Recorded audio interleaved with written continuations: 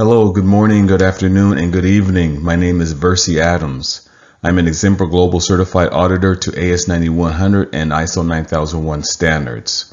What I'm going to do today is to help you understand and comply with Clause 7.5 of the standard, which deals specifically with documented information. Okay, everybody, let's start with 7.51, the general section of the standard that deals with documented information. So the organization's quality management system shall include A, documented information required by this international standard, and B, documented information determined by the organization as being necessary for the effectiveness of the quality management system.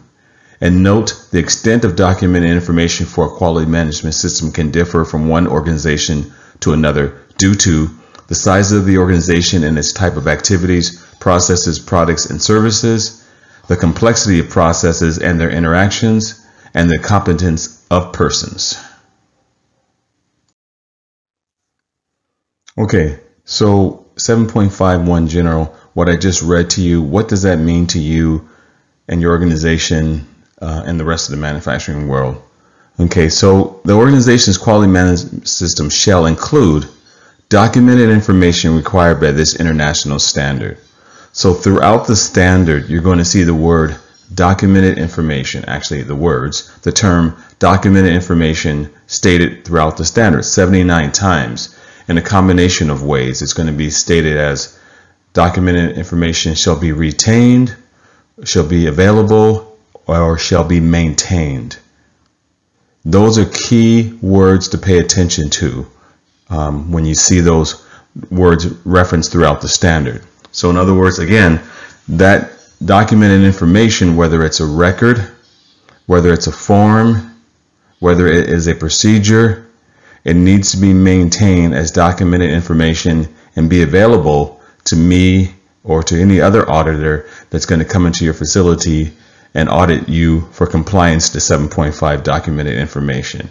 Okay, now going on further, B says documented information determined by the organization as being necessary for the effectiveness of the quality management system.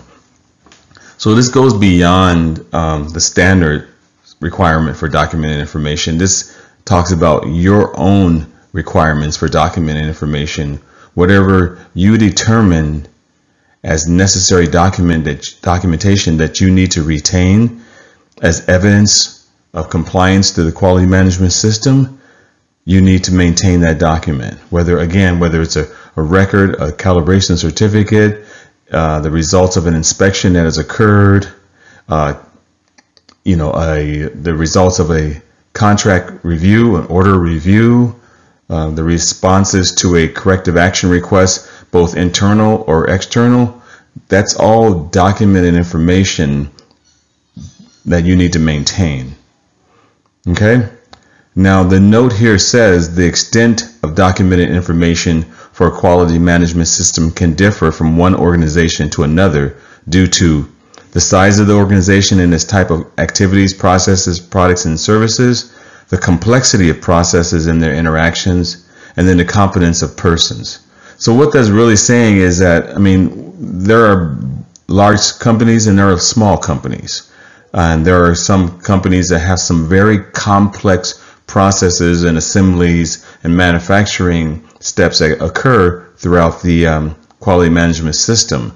So that goes to say that the amount of documentation is going to be greater for some of those companies that are larger and have a lot of complex activities that take place within their quality management system. Now those companies that are smaller and have some relatively simple processes are not going to have a lot of documentation requirements because of their processes, right? And the last item there says the competence of persons.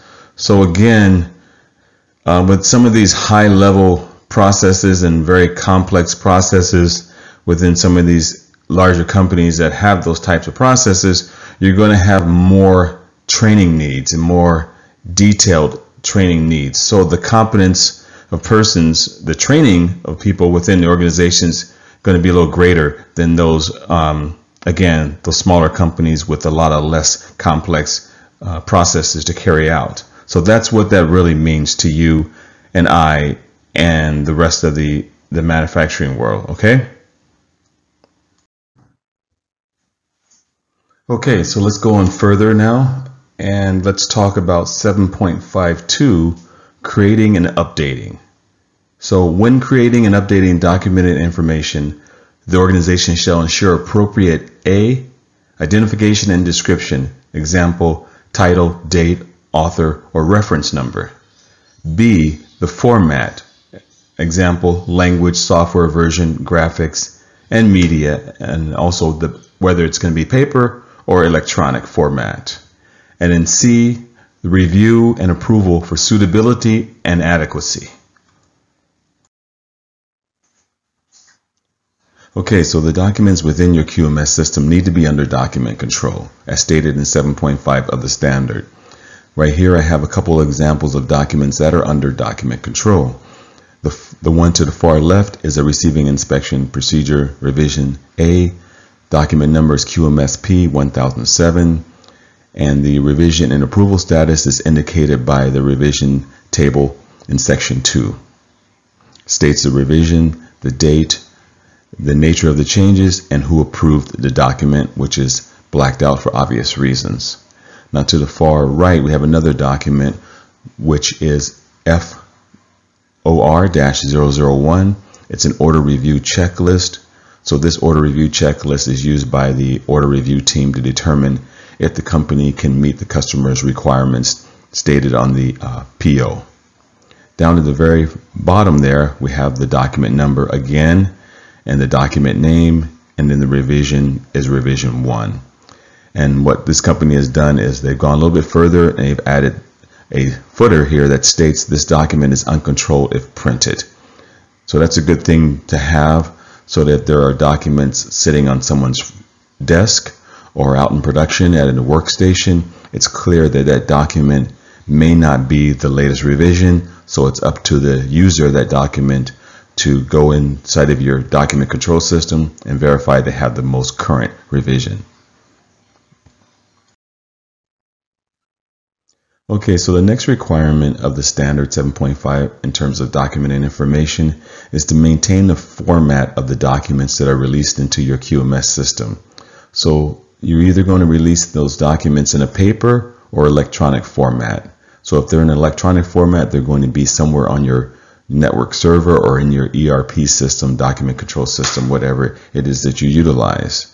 The next thing you want to think about is the language. Are you going to have all documents released in English, or are you going to have bilingual documents such as English or Spanish or another language, Mandarin, Vietnamese, depending on the makeup of your employees? Okay. Now the next one is software. Are you going to release documents in PowerPoint, Word, or Excel? Whatever the choice is, you want to control that. Okay.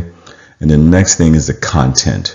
So in this procedure you see here, control of document information, section 5.12, the document author has stated how each section of a procedure is going to be formatted. So in this case he states that the document is going to start out with the purpose of the document, followed by the scope, followed by any applicable definitions, then the reference documents. If there are cross-reference procedures, work instructions, or forms, they need to be referenced in that section 4.0. He stated that a policy section is optional, followed by section 6, the forms. So any forms that are used by that particular procedure that you're creating, you need to list the forms that are applicable to that procedure. And then the last section is section 7, the procedure. So then you just jump right into the procedure, the details of the document. Okay, so getting into 7.5.3.1, documented information required by the quality management system and by this international standard shall be controlled to ensure A, it is available and suitable for use where and when it is needed. B, it is adequately protected, example from loss of confidentiality, improper use, or loss of integrity. So let's start with A. It is available and suitable for use where and when it is needed. So the documents need to be at the point of use, wherever they're going to be used at within your quality management system, whether they're at someone's workstation, a workbench, or at an engineer or inspector's office cubicle area. They need to be available at the point of use for the document to be effective, and also for you to assure that the person performing that task has the document available. Okay. B, it is adequately protected from loss of confidentiality, improper use, or loss of integrity. So you don't want people out in production or anywhere in the quality management system to be making unauthorized changes or to purposely or accidentally delete documents from the system. And then you also want to control the distribution, because certain documents only need to be accessed by those people that are owners of that document or have a process to perform that's stated within that document. So you want to control the distribution. You also want to make sure that those documents don't get outside of the company. So you want to control and protect your IP, your intellectual property. So distribution is very important for that reason as well. Okay, so going further into 7.5.3.2, for the control of documented information, the organization shall address the following activities as applicable. A, distribution, access, retrieval, and use. B, storage and preservation, including preservation of legibility. C, control of changes, version control, revision control. D, retention and disposition. And further, in AS9100, E, prevention of the unintended use of obsolete documented information by removal or by application of suitable identification or controls if kept for any purpose. Okay, documented information of external origin determined by the organization to be necessary for the planning and operation of the quality management system shall be identified as appropriate and be controlled. Documented information retained as evidence of conformity shall be protected from unintended alterations. When documented information is managed electronically, data protection processes shall be defined, such as protection from loss, unauthorized changes, unintended alteration, corruption, or physical damage. Note, access can imply a decision regarding the permission to view the documented information only, or the permission and authority to view and change the documented information. Okay, so what I want to do is go back into the previous section we just talked about, 7.5.3.2 of the standard, specifically 7.532C, control of changes. So what I have here in front of you is a document master list. And this document master list is used as a reference to show the status of documents that are released into the quality management system. It starts with the document type. In this case, it's a document or it's a form, the document number and description, the revision status, the date the document was released, the status, whether it's draft pending approval or if it's approved and released into the system, and the document origin, whether it's an external document or an internal document. And then last but not least, who approved that specific document. And I have the names obviously blacked out for obvious reasons. So this is a very good tool to use. You may have this capability within your ERP system. You might have a document control master function within your document control system, or you may have to do this as an Excel-based offline document. Whatever method you use, it just needs to be effective and it needs to be standardized. Okay. Okay, so let's discuss 7.5.3.2 a little bit more in detail. Specifically, documented information of external origin determined by the organization to be necessary for the planning and operation of the quality management system shall be identified as appropriate and be controlled. So within your quality management system, you have documents that are considered external documents.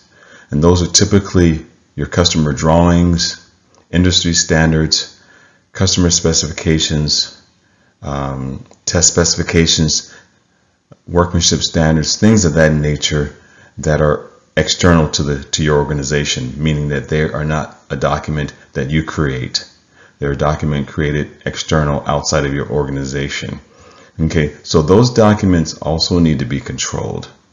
So drawings are not going to be that difficult because typically you're going to get the latest version of the drawing from your customers if that document does change for whatever reason it is. If they roll the rev and move from a Rev A to a B or Rev B to a C, you're typically going to have a pretty good system in place to get those updated drawings from your customer.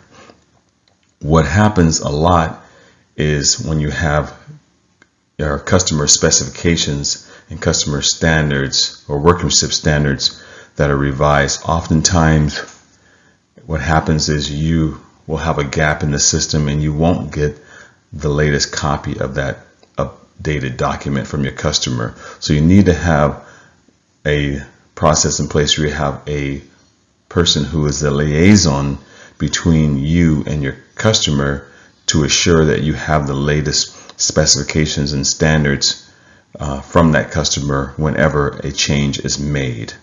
Okay. Again, so when we talk about document control, it's not limited just to internal documents. It also includes documents of external origin. Okay. Documented information retained as evidence of conformity shall be protected from unintended alterations. So this is what we're talking about here is inspection documents, calibration documents, test records, certificates of conformance. These are documents that we use as evidence of conformity of the product. Okay, they need to be protected.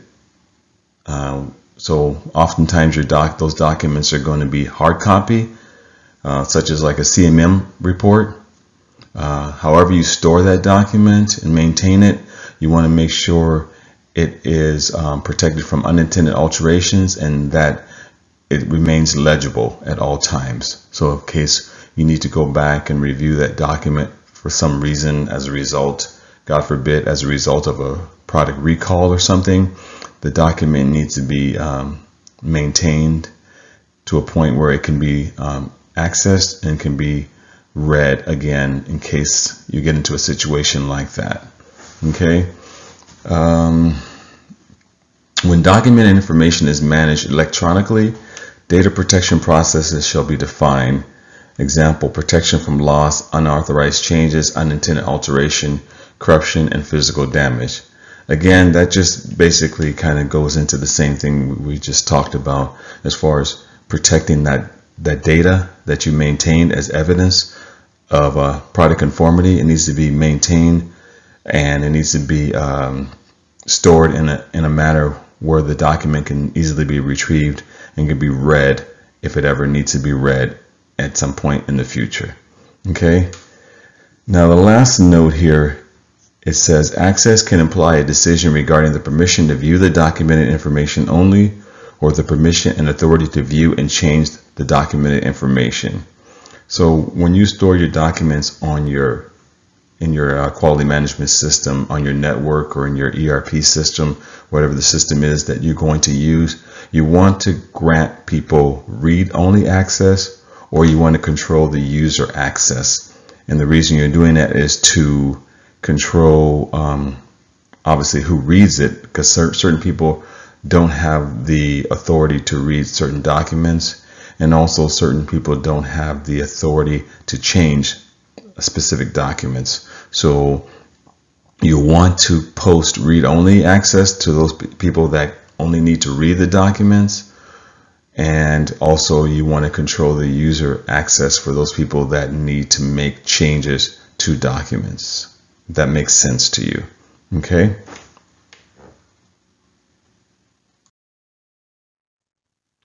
Okay, so as we discussed in the previous slide, we talked about record retention and document retention requirements. I want to go back over that just briefly again because I want to make sure everyone is very clear on this requirement. So here to the left, you see a document records table.